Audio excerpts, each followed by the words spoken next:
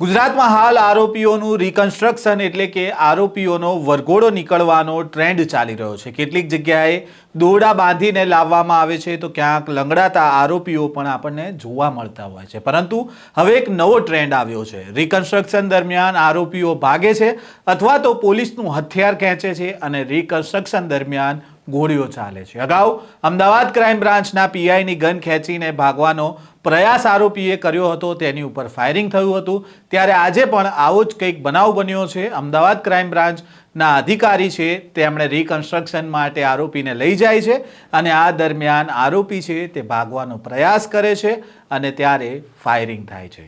શું છે સમગ્ર મામલો, વિગતે વાત કરીએ આ વિડીયોમાં।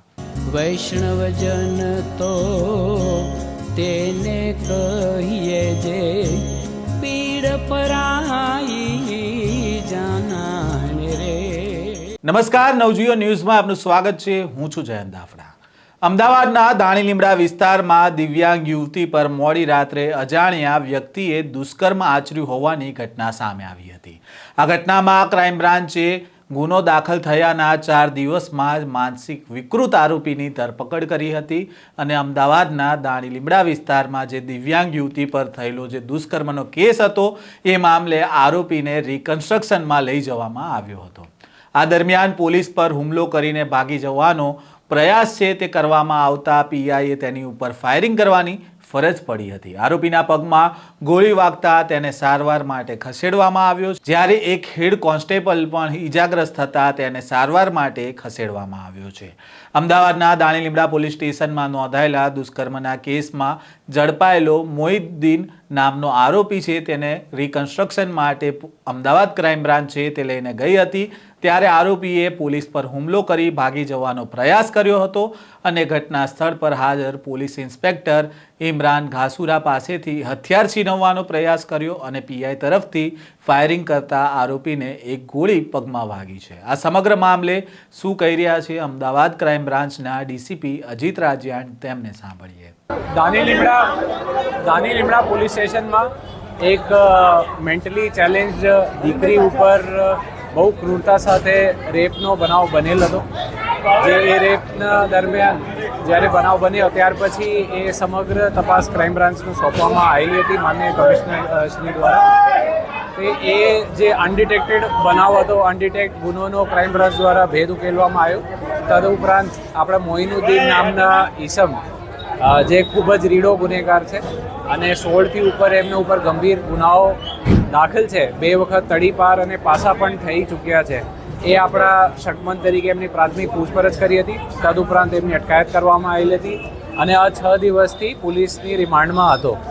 એ રિમાન્ડમાં આપણે છેલ્લા 3 દિવસથી એમને સઘન પૂછપરછ કરતા એમને ચોક્કસ જગ્યા જે પોલીસનું બતાવવામાં આવી। આજના બપોરે લગભગ આશરે 12:30ની આજુબાજુ દ્વારા જ્યારે રિકન્સ્ટ્રક્શનમાં એમને લઈ જવામાં આવેલું હતું, એ જે મોઇનુદ્દીન બકરવાલ છે એ પહેલાંથી જ ખૂબ જ વિકૃત માનસિકતા ધરાવે છે।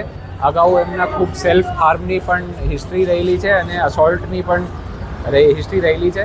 તેમને રિકન્સ્ટ્રક્શન દરમિયાન આપણા તીક્ષ્ણ કાચના ટુકડા સાથે ભરતભાઈ રાઠોડ, અમારા હેડ કોન્સ્ટેબલ ક્રાઇમ બ્રાન્ચના છે, એમના ઉપર હુમલો કર્યો અને સાથે પીઆઈ સાથે ઝપાઝપી થતી હતી। તે દરમિયાન એમના સેલ્ફ ડિફેન્સમાં જ્યારે પીઆઈ વેપન કાઢતા હતા, ઝપાઝપી દરમિયાન એમના પગમાં ગોળી વાગી હતી। અત્યારે એમને સારવાર હેઠળ ખસેડ્યા છે અને આગળની તપાસ ચાલુ છે। બનાવ જે ફાયરિંગ અને આરોપીએ નાસી જવાનો પ્રયાસ કઈ જગ્યાએ કર્યો અને તેને લઈને કોઈ અલગથી કાર્યવાહી? એ જે આપણા દાણીલીમડા પોલીસ સ્ટેશન હદ વિસ્તારની છે તે જગ્યા ગુનો દાખલ થયો હતું। એ જે ચોક્કસ ગ્રાઉન્ડ છે જ્યાં બોક્સ ક્રિકેટ પણ જુદા જુદા છે અને આગળ રિવરફ્રન્ટથી આગળ જઈએ તો એ ઇન્ડસ્ટ્રીયલ એરિયાને પાછળવાળા ગ્રાઉન્ડ જેમાં એમને રાતે 3:30 વાગે રેપ આચર્યું હતું, એ ગ્રાઉન્ડ ઉપર રિકન્સ્ટ્રક્શન માટે અમે આજે બપોરે એમનો લઈ ગયા હતા। આરોપીનો જે ગુનાહિત ઇતિહાસ છે, 16થી ઉપર ગુના દાખલ છે, 2 વખત પાસા અને તડીપાર પણ થયેલું છે અને એમની ખૂબ જ વિકૃત માનસિકતા ધરાવે છે અને એમની ખૂબ સેલ્ફ હાર્મની પણ ટેન્ડન્સી રહી ચૂકી છે અને અગાઉ પણ એમના ઉપર જે ગંભીર હુમલા હેઠળ ગંભીર કલમોમાં ગુનો નોંધાયેલો છે. સાહેબ જે આરોપી છે તે કાચથી હુમલો કર્યો, કાચ કેવી રીતે મેળવ્યો, નાસી છૂટવાનો તેનો પ્લાનિંગ શું હતો? એ જે ઇન્ડસ્ટ્રીયલ એરિયાની પાછળ અમુક ખૂબ જ કચરું વગેરે પડતું હોય છે, ત્યાં લોખંડના કાટમાળ, કાચના ટુકડાઓ વગેરે ઇન્ડસ્ટ્રીયલ એરિયાને પાછળ અમુક જગ્યાઓ મળી જાય છે. ત્યાં એ જે ગ્રાઉન્ડ ઉપર જે એમને રેપ આચર્યું હતું તે દરમિયાન આપણે એમના રિકન્સ્ટ્રક્શનમાં આખો સમગ્ર બનાવ બનેલો હતો.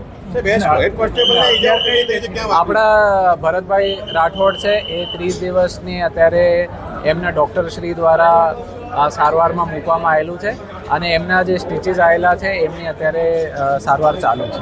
કોનું વેપન જૂટવવાનો પ્રયાસ કર્યો? એ ઇન્સ્પેક્ટર ઇમરાન ઘાસુરા, અમારા જે આઈઓ હતા, ઇન્વેસ્ટિગેટિંગ ઓફિસર, એમની ટીમ એમને ત્યાં લઈને ગઈ હતી રિકન્સ્ટ્રક્શનમાં. તે દરમિયાન આખો બનાવ બનેલો હતો. દુષ્કર્મના આરોપી અને પોલીસ કર્મી વચ્ચે થયેલી આ ઝપાઝપી દરમિયાન હેડ કોન્સ્ટેબલ ભરતસિંહ રાઠોડ પણ ઈજાગ્રસ્ત થયા છે, જેઓને સારવાર માટે અમદાવાદ સિવિલ હોસ્પિટલમાં ખસેડવામાં આવ્યા છે. ડીસીપી અજીત રાજીયાણે જણાવ્યું કે ઘટના સ્થળે આરોપીને લઈ જવામાં આવ્યો ત્યારે આરોપીએ પીઆઈ ઘાસુરાની રિવોલ્વર છીનવી અને ભાગવાનો પ્રયાસ કર્યો. આરોપીએ કાચના ટુકડા વડે હેડ કોન્સ્ટેબલ ભરત રાઠોડ પર હુમલો કર્યો અને ભરત રાઠોડ અને આરોપી બંને અત્યારે સારવાર હેઠળ છે. આ મામલે અમદાવાદ ક્રાઇમ બ્રાન્ચ છે તે વધુ ગુનો દાખલ કરશે. હાલ તો આરોપી છે તે સારવાર હેઠળ છે અને જે પોલીસ કર્મી છે તે પણ ઈજાગ્રસ્ત છે અને તે પણ સારવાર હેઠળ છે. આ પ્રકારના સમાચાર અને ક્રાઇમ સ્ટોરી સાથે ફરી મળીશું. નવજીવન ન્યૂઝ સાથે જોડાયેલા રહેજો.